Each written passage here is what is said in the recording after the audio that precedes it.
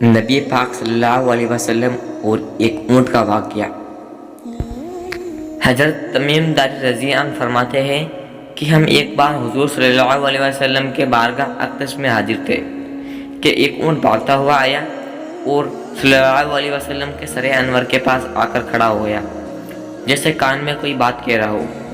آپ صلی اللہ علیہ وسلم نے فرمایا کہ اے اونٹ پر سکون ہو جا، اگر تو سچا ہے تو تیرا رب تجھے فائدہ دے گا، اگر تو جھوٹا ہے تو تجھے اس جھوٹ کی سزا ملے گی۔ جو ہماری پناہ میں آ جاتا ہے اللہ تعالیٰ بھی اسے امان دے دیتا ہے، اور ہمارے دامن میں بنا لینے والے کبھی نمرود نہیں ہوتا۔ ہم نے عرض کیا رسول اللہ صلی اللہ علیہ وسلم یہ اونٹ کیا کہتا ہے؟ آپ صلی اللہ علیہ وسلم نے فرمایا اونٹ کے مالکوں نے اسے ذبح کر کے اسے کھا لینے کا ارادہ کر لیا تھا، تو یہ ان کے پاس سے بھاگ آیا۔ تمہارے نبی صلی اللہ علیہ وسلم سے مدد مانگی ہے۔ ہم سب ابھی گفتگو میں مشغول تھے کہ اس اونٹ کے مالک بھاگتے ہوئے آئے۔ اونٹ نے ان کو آتے ہوئے دیکھا تو دوبارہ حضور صلی اللہ علیہ وسلم کے سر مبارک کے پاس کھڑا ہو گیا اور اب آپ صلی اللہ علیہ وسلم کے پیچھے چھپنے لگا۔ ان کے مالکوں نے عرض کیا یا رسول اللہ صلی اللہ علیہ وسلم، یہ ہمارا اونٹ ہے، 3 دن سے ہمارے پاس سے بھاگا ہوا ہے اور آج یہ ہمیں آپ کی خدمت میں ملا ہے۔ اس پر آپ صلی اللہ علیہ وسلم نے فرمایا یہ میرے سامنے شکایت کر رہا ہے کہ یہ تمہارے پاس کئی سال تک پلا بڑا، جب موسم میں گرما آتا تو تم گھاس اور چارے والے علاقے میں اس پر سوار ہو کر جاتے ہو، اور جب موسم میں سرما آتا تو تم اسی پر بیٹھ کر گرم علاقوں کی طرف جاتے۔ اب جب کہ اس ہستال کی عمر میں پہنچ گیا ہے تو تم اسے ذبح کر کے اس کا گوشت کھا لینے کا ارادہ کر لیا ہے۔ انہوں نے عرض کیا خدا کی قسم یا رسول اللہ صلی اللہ علیہ وسلم، یہ بات بالکل اسی طرح ہے جس طرح آپ نے فرمایا۔ اس پر حضور صلی اللہ علیہ وسلم نے فرمایا ایک اچھا خدمت گزار کی اس کے مالکوں کی طرف سے کیا یہی جزا ہوتی ہے؟ تو وہ عرض گزار ہوئے یا رسول اللہ صلی اللہ علیہ وسلم، اب ہم نہ اسے بیچیں گے اور نہ ہی اسے ذبح کریں گے۔ اس کے بعد آپ صلی اللہ علیہ وسلم نے اس اونٹ کو کچھ درہم میں خرید لیا اور فرمایا کہ اے اونٹ جا تو اللہ تعالیٰ کی رضا کی خاطر تو آزاد ہے۔ اس اونٹ نے حضور صلی اللہ علیہ وسلم کے سر مبارک کے پاس اپنا منہ لے جا کر کوئی آواز دی تو آپ صلی اللہ علیہ وسلم نے فرمایا آمین۔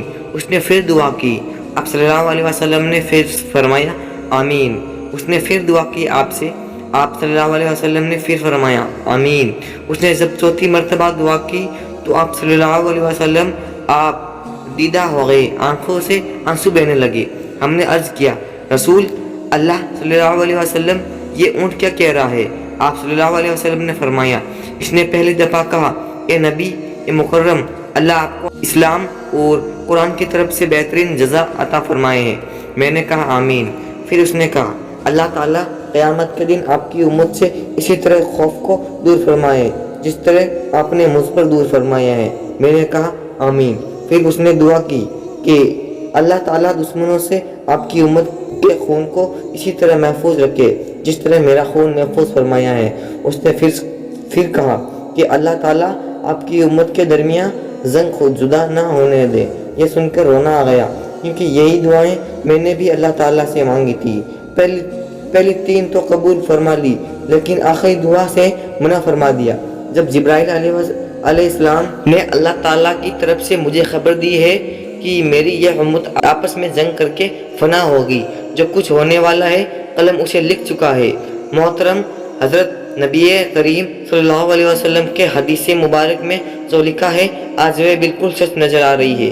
آج کے دور پر نظر دوڑائیں تو ہم دیکھتے ہیں کہ مسلمان کس طرح ایک دوسرے کے خون کے پیاسے ہیں، ایک دوسرے کو کس طرح قتل کرنے کو تیار ہے، فرقہ واریت کے نام پر ایک دوسرے کے جان کے دشمن بنے ہوئے ہیں۔ جتنا نقصان مسلمان کا کیا ہے اتنا شاید کافروں نے مسلمان کا نہیں کیا۔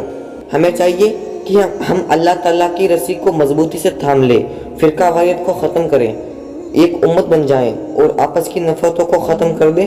مسلمان بھائی کا ہے، آپس میں پیار اور محبت سے رہے۔ اللہ تعالیٰ ہم سب کو سمجھنے اور نیک بننے کی توفیق عطا فرمائے، آمین۔ تو کیسا لگا یہ واقعہ؟ اگر آپ کو اچھا لگا ہو تو ہمیں سپورٹ کریں، ویڈیو کو لائک کریں اور ہاں چینل کو سبسکرائب کرنا نہ بھولیے گا۔ تو ملتے ہیں کسی ایسی انٹرسٹنگ ویڈیو میں، تب تک کے لیے خدا حافظ۔